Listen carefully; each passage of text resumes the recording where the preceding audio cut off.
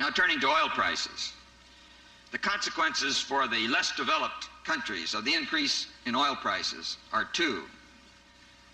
First, the cost of their current volume of oil imports has been increased by some $10 billion this year.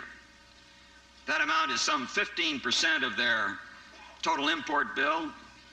It's 40% of the entire net inflow of external capital which they will receive. As a result, they've had to already curtail their development programs.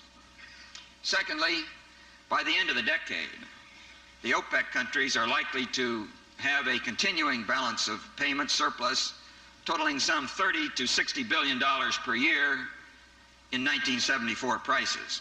And of that surplus, roughly a quarter would be with the developing countries, the other three-quarters with the developed countries.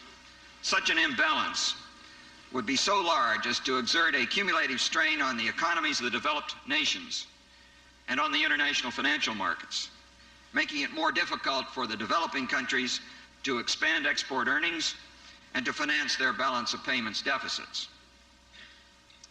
By the end of the decade, the net effect of the increase in the prices of petroleum and of other primary commodities, together with widespread inflation in the industrialized nations, the net effect will be a decline in the terms of trade of virtually all the developing countries.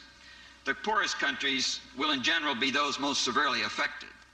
They are likely to suffer a decline of over 20%. As a result, even with expanding export volumes, there will be little increase in the purchasing power of their exports in the face of rapidly increasing import requirements.